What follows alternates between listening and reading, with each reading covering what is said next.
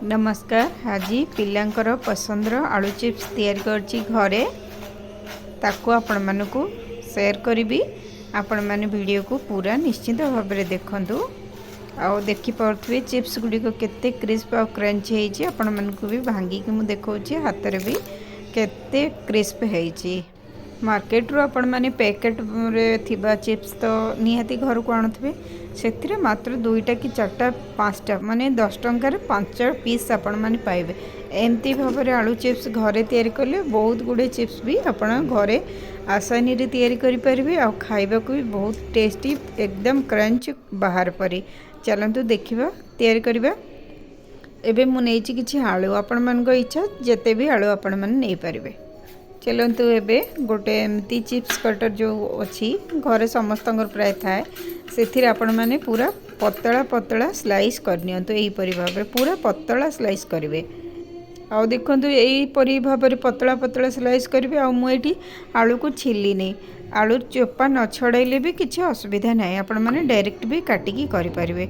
जेहेतु आम टिके बॉईल करवा या तो चोपा गुड़िक सबू काढ़ी हो अपने आप।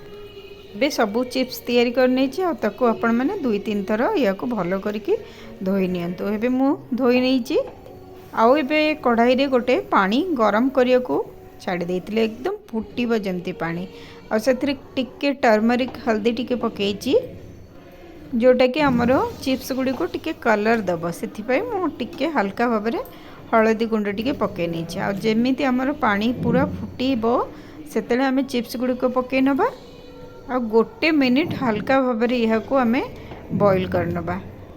एपरी भाव में फुटे दिंतु। आउ यही चिप्स को आपण माने जदि पूरा खरा देकी ना भल करके सुखे रखिए तो आपण 1 ईयर पर्यंत भी या स्टोर करके रखिपारे। आ से चिप्स भी बहुत बढ़िया टेस्टी लगे खाइबा को। जिते भी आपण भात संगे खाइबा को किछि नथिबो तो चिप्स दीटा छाणिकी भी खाई परिबे। एबे देखंतु गोटे मिनिट पर सबू तक आलू जति सिझिबा कथा सिझे नेबे। गोटे मिनिट जस्ट पकेबे तो या को आपण ड्रेन आउट कर नियंतु। एबे सबू गुड़ी को काढ़ी नहीं छाणी देइछि। एबे चलते या सुखे दबा या खरार भी सुखेले आपण सुखे पारिबे जमती कि ऊपर पानी पूरा सुखिकी ड्राए हो जिवो। जदि यहीपरि प्रोसेस रे आपण माने आलू चिप्स करिया को चाहउचंती तो आपण माने या पूरा खरार 2-3 दिन सुखे दियंतु आ से को स्टोर करके रखि परिबे। आपण माने देखुथिबो केते गुडे चिप्स तैयारी करछि। एबे हमर पानी टिके हल्का भाव में सुखी गलानी माने हाथ रे जेमती ओदा न लगिवो सेमती भाव में हमर सुखी गला। तो एबे हमें ताको फ्राई करनबा तेल रे। एबे देखंतु टिके गरम करनेबे तेल आ सबु चिप्स को गोटी गोटी करके पके नेबे। और जोटा टिके मोर मोटा मोटा स्लाइस थिला ताको आपण माने काढी नै कि 2 थर फ्राई करनियंतु एकदम क्रिस्प और क्रंच हे जिवो। पूरा पतला कले गोटे थर करे आपणकर हे जिवो। मु टिके गोटे गोटे मोटा रखी तो से टिके मते माने आउ थे फ्राए करिया पड़ला। आपण माने काढ़ी के आउ थे भी फ्राए करदेले से आहरी क्रंच और क्रिस्प हो।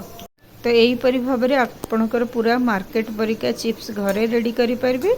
और पिला मानकु भी बहुत भल लगे खाइबा को तो बहुत भल पसंद लगे चिप्स। जेहेतु से माने मार्केट रू किनिकी खाती तो आपण माने आपण को तेल को तेल यूज करचंदी आ केमती करूचंदी आपण को भरोसा रे विश्वास रे आपण माने या को घरे तैयारी करके आपण को छुआ को खुआई परिबे।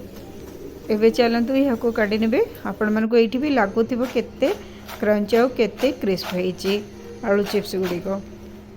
एबे आपण माने या को एही परि भाव रे घरे तैयारी करंतु।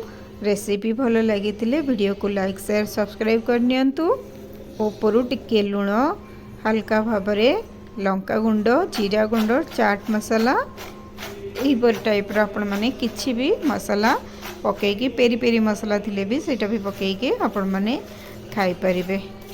जेहेतु मार्केट रे यार रेट बेसी और जिनस भी कम मिली थाए तो यही भाव में चिप्स तैयारी करंतु। Thanks for watching.